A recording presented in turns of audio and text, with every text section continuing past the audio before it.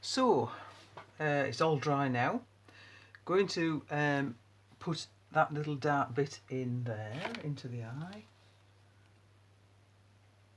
Got a smaller brush, got my size, I think it's a size 1 out. Just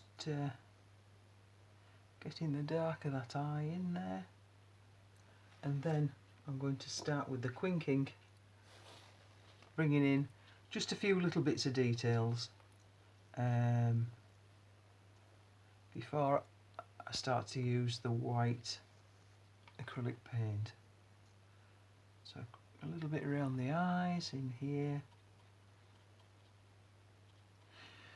and I also want to go down the beak, and there's just a bit, because it's quite dark underneath the beak where there isn't any light. One thing I probably forgot to tell you was to keep the bit underneath, the background of the underneath of the bird, going to a flat brush now, slightly lighter, just so that it'll stand out against it.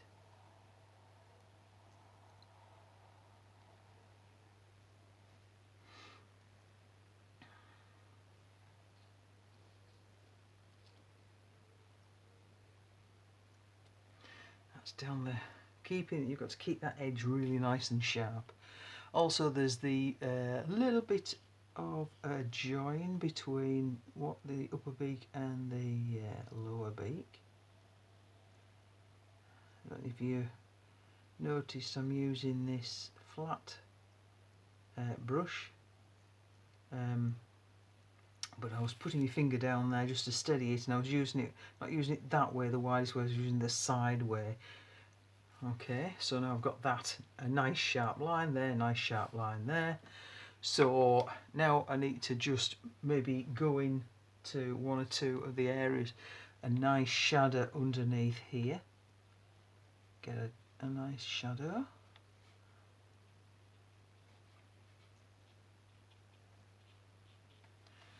A few bits of shadow going there. And then of course in this little bit here we've got some shadow, we've also got some slightly darker shadow.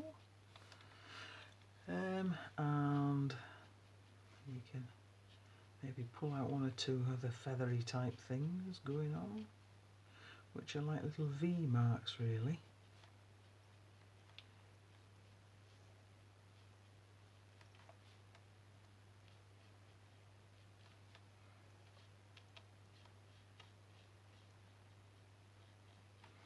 A little bit of perspective going on with these feathers.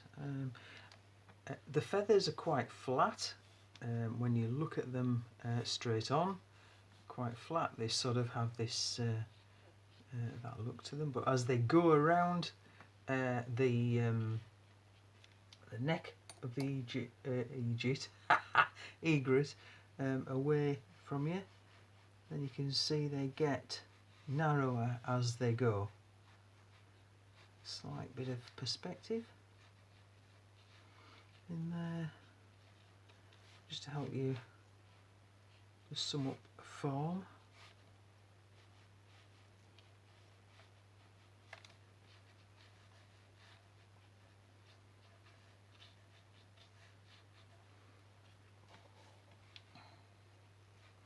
For you who want to have a much looser look to your bird, I would say just keep it as it is and then bring a little bit of white into it. You don't need to go to the same pernickety lengths as I'm going to. Let's get some of the feathers as they go into the neck a little bit more towards the head. They get thinner too.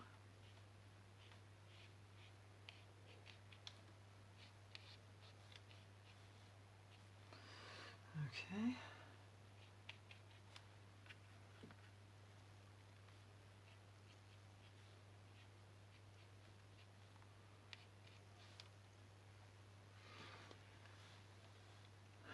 Then we have a few little flicks back here. and in here too. Bit more of a raggedy going on up there too.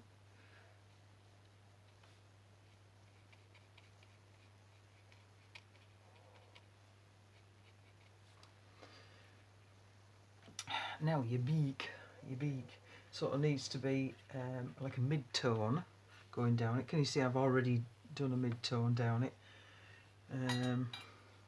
So it wants to be between that tone and that tone. It's not mid-tone actually, it's sort of more of a quite a light tone.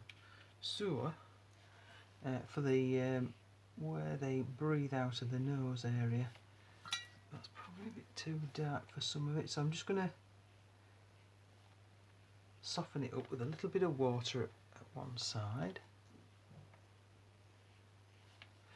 Fabulous. And now I'm just going to run down this between the two lines and take away that sharpness just with some water. Yep.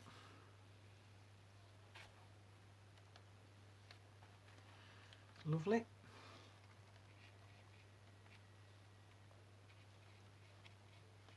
Bring in some shade into here as well.